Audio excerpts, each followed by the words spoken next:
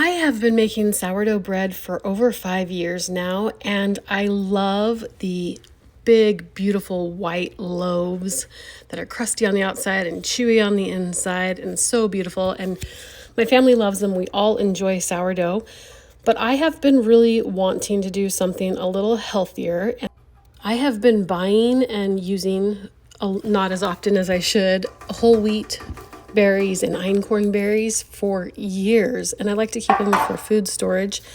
They are very healthy, they are delicious, but I have decided that I'm going to start making my regular sourdough loaf with einkorn flour.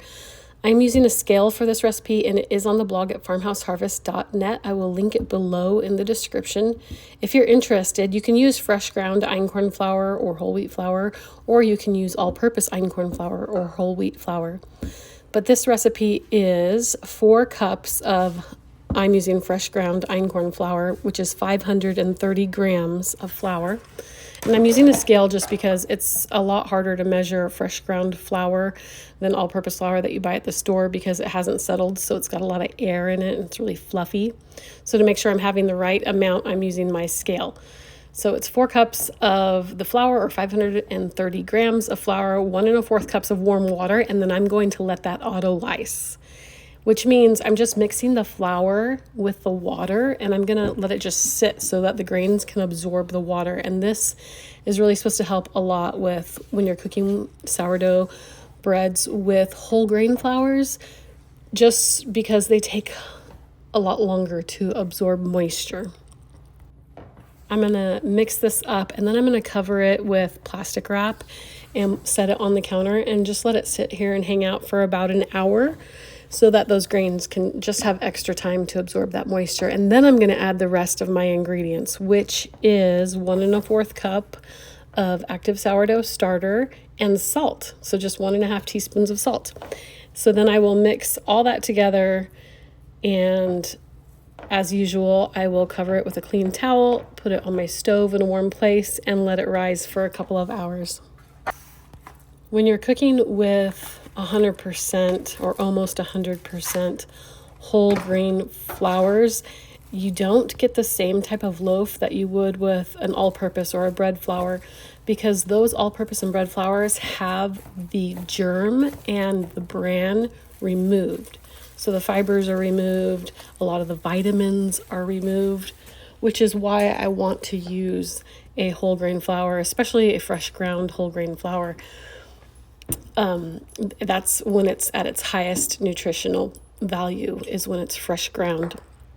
And so my grandma, she gave me, actually my great-grandmother gave my mother her wheat grinder, and then my mom got a mock mill or something like that, and so she gave me my great-grandma's wheat grinder, and it's 2 round stones that they just turn on each other in a wooden box, and it works really well. And I keep, it's very loud, but I keep it in my pantry. It still works great. It's got to be close to at least 50 years old, but I love it. It still works great, and so I've been using it for several years now. I'm just adding in now the rest of the ingredients to this sourdough bread. So I am using my sourdough starter, which is just made with all-purpose flour instead of einkorn flour. You can go ahead and make that sourdough starter with einkorn or whole wheat flour, but that is the only all-purpose flour in this loaf. So I'm calling it a 90% einkorn sourdough loaf, just because it is mostly einkorn flour and just a little bit of the all-purpose flour. I will be making this again with an einkorn sourdough starter, just to see if it rises a little bit better when the starter starts out with einkorn flour, but I have a feeling that that's not going to make that big of a difference. You wouldn't think that kids would like a whole wheat sourdough bread, but my kids ate this whole loaf up. It is gone, and for me, the key is if you slice it up and then put it in a bag, so it's easy for everyone to just come grab a slice out instead of having to cut it themselves, it goes a lot faster. And then also, if you have good butter, I do like to keep my butter out on the counter in a butter dish. It's a covered butter dish so that flies or dirt don't get on it, but it keeps the butter nice and soft. so it's really easy to spread. Also, my daughter loves to make honey butter. She makes regular honey butter, cinnamon honey butter, which is delicious. And we just keep that in a mason jar with a little plastic lid on it. And then if anyone wants to toast a piece of bread or just have a piece of bread with honey butter on it, it's there and ready to go anytime. So this loaf was gone within 2 days. Highly recommend slicing it up and then just having something nice to spread over the top. One thing we do in our family is keep chickens. We have kept chickens on and off over the last 20 years almost. And I love that my kids really love it, especially the little kids. They love to go collect the eggs. They love to throw food out to the chickens. The dog loves to chase the chickens when they get out of the chicken coop. And it's just something fun that we do. Even my teenage daughters enjoy the chickens. And so we really enjoy having all the fresh eggs. But when you have as many chickens as we do, you end up getting a buildup of eggs. So we have a lot. The thing with fresh eggs is they do not have to be stored in the refrigerator until you wash them. So we will have baskets, multiple baskets on the kitchen countertops with unwashed eggs in them.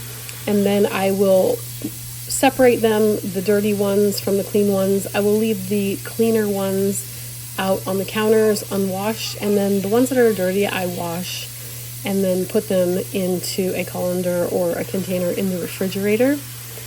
So I am just separating the clean from the dirty eggs and getting these washed up. We like to make a lot of things with our eggs. My teenage daughter really likes to make, and she's very good at making angel food cake, which takes about a dozen eggs. And she's very good at also making German pancakes, it takes a lot of eggs too. It's a delicious breakfast that we all enjoy. One thing I really like to do with all these eggs is I like to use the Instant Pot. I think I can fit about 15 eggs into my Instant Pot. You put 1 cup of water in there, set it to your high setting, and let it go on your high setting for 5 minutes. And then you release the steam on it yourself. Turn it off, release the steam on it yourself, and then run the eggs under cold water. It is the best way to boil eggs and to be able to peel the skins off quickly and without having to chip them away. They just come off really easily that way. And I'm going to show you how I do that today.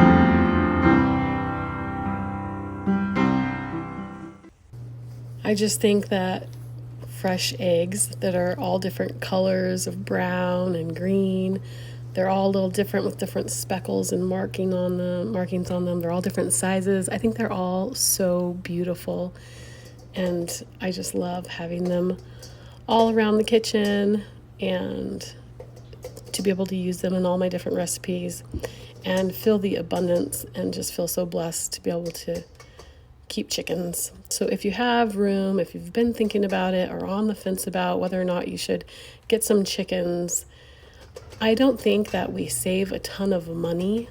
We've got 10 chickens, 10 hens that lay eggs. They all lay an egg either every day or every other day. We get about 8 eggs a day. And I spend about $20, $25 a month on a big bag of chicken food. And then they get our scraps. So $20 a month in eggs. I don't know how many eggs that would get because I haven't bought them for so long. But I do feel like we get a lot. So even if we're not saving money on eggs, we have an abundance of them. And it's kind of like having living food storage around. I'm just cleaning out my refrigerator. I like to use the vacuum to suck up the little onion skins and things that get stuck in those vegetable produce drawers down there. It's been a while. My refrigerator's been bothering me, and since I'm putting all these pretty clean eggs in here, I wanted to get it wiped out and nice and clean. And so I just did that really quick, and I'm setting everything back in there, and I'll give you a little look of what the refrigerator looks like at this point. This is one of those jobs I don't get done as often as I should, but when I do, I'm so glad that I did. And everyone, even though they don't say anything and they probably can't put their finger on what's different, I think everyone appreciates it when the refrigerator gets nice, a good clean out. It's all nice and wiped down and clean. Of course, I've got those worms up on top. One thing that our family does a lot of is fishing, and so we usually have worms in the refrigerator. Now, we canned carrots. We did some pressure canning, and my daughter wanted to put up carrots, and so we went through that process and put up, at least 24 jars of carrots, but we still had about a gallon of chopped carrots left over, and so I am going to put some of these into a casserole dish that has a lid. I am just smothering them in some melted butter and real maple syrup. This is one way I really love to cook squash and all those vegetables that are high in beta carotene. So it would be sweet potatoes, butternut squash, any kind of pumpkin, and carrots. And so I'm just doing kind of like a honey butter glaze, but it's a maple butter glaze. And then I always like to add a little salt and pepper. The kids don't even notice the salt and pepper. You just stir that in. And then I'm going to cover these because I need them to get softened. And if I leave it uncovered, I don't think they'll soften as much. So I'll let the steam work on them. And then I'm just going to bake these at 350 degrees and they will be ready for dinner tonight. Now I'm getting back to my sourdough loaf. It has been sitting on the counter and it has risen. I usually let it rise the first time for about 1 to 2 hours until I can see that it has visibly risen, and then I start my stretch and folds. And to do that, so this is a sourdough recipe or a method that you do not have to knead your dough. You just stretch one side up, pull the dough up on one side about 5 or 6 inches, and then fold it over the rest of the dough. If your hands get a little too sticky to handle the dough, you just get them wet with some cold water. And then I do that on all 4 sides of the dough, cover it back up with a clean towel, put it back in a warm place, and let it rise again for another hour. And I repeat that process 4 times. So I'm doing the stretch and folds 4 different times, all around the bowl on all 4 sides of the dough, and letting that just bulk ferment on my stove where it's nice and warm. My husband put this, I believe it's a hickory hardwood floor in when we were building this house. It was really a labor of love. He worked so hard and so long, and my sons and everyone helped, which is one thing that I love about my husband and my family, is that we all work together. And one thing I love about the floor is you can't tell when it's dirty most of the time, but sometimes, especially in the kitchen, it gets pretty bad, and you got to get it swept up at least a couple times every day. Okay, so I have put my eggs in my Instant Pot. You set it to a high. You put 1 cup of water in there. I can fit 15 eggs in my Instant Pot, and you let it run on high for 5 minutes, and then you let the steam out yourself, turn it off, and run your eggs under cold water. This is the best way to make hard-boiled eggs.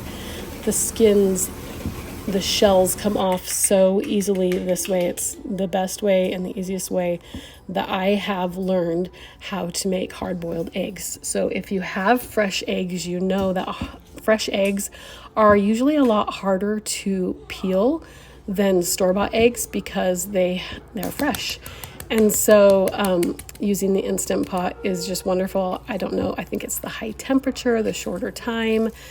You're only cooking them for 5 minutes. They're cooked all the way through, but see how easy the shell just peels right off of the egg. I like to keep a mason jar full of hard-boiled eggs in the refrigerator just because it's such a healthy and easy snack or breakfast and protein to grab whenever you're hungry or your kids are hungry. I am just going to slice these up, and we're going to have a very simple dinner tonight. I am just doing some hard-boiled eggs, and then I'm doing some fresh blackberries from the garden and fresh cucumbers for the garden.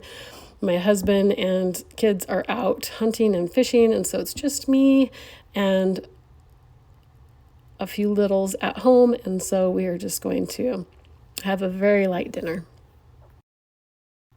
This sourdough bread has gone through all 4 stretch and folds, and so I am just shaping it into a round bowl. I'm going to add a little tension by pushing it back and forth on the counter.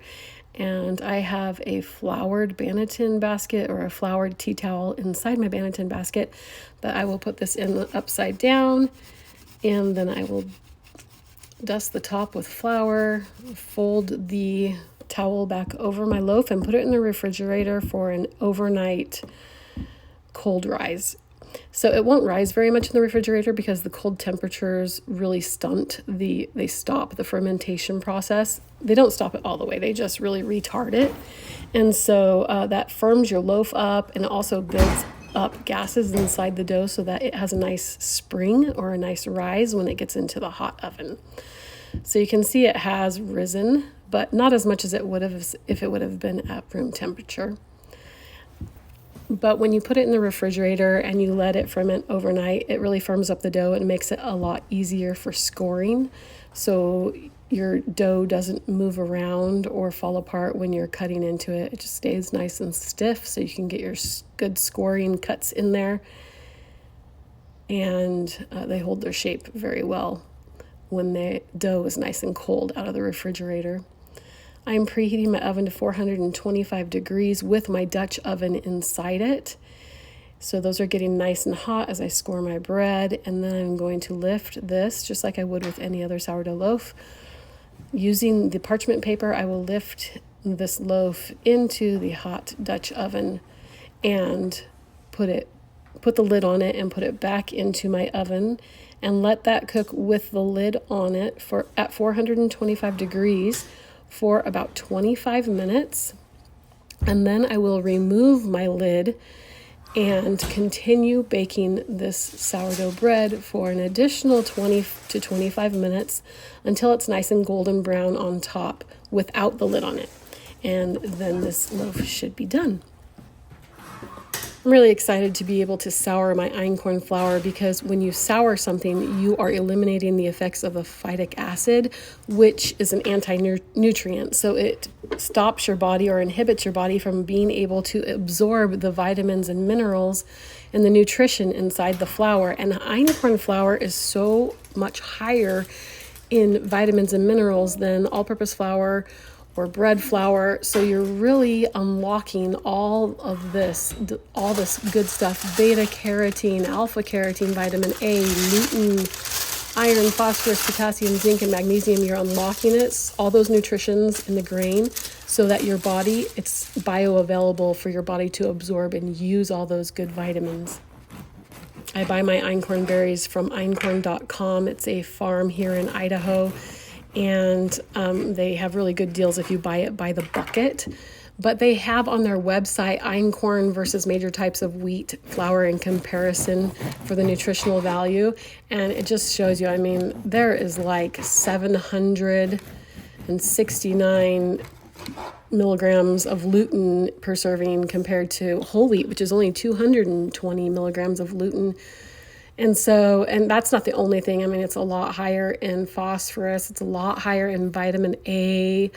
So a lot of good vitamins that your body and especially your eyes really need, plus all the fiber and just so much nutrition in here that is so good for you. And when your body's getting the nutrition that you need, you fill up a lot faster, especially with the fiber in there too. So I'm really looking forward to having a healthier sourdough bread around the house a lot more often.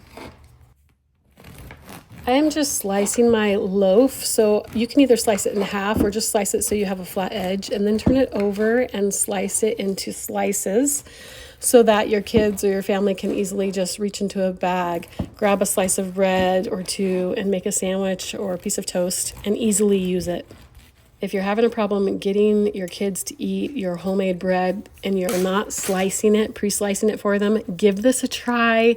I really think that it will get eaten a lot faster if it's pre-sliced because, that's what we're accustomed to from the stores, and it just makes it a lot more convenient. And honestly, this loaf was gone in 2 days.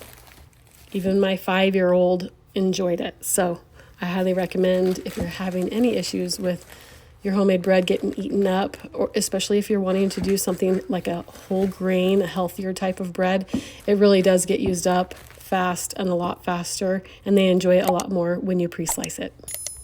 Thank you so much for watching. If you haven't subscribed yet, please do. See you next time.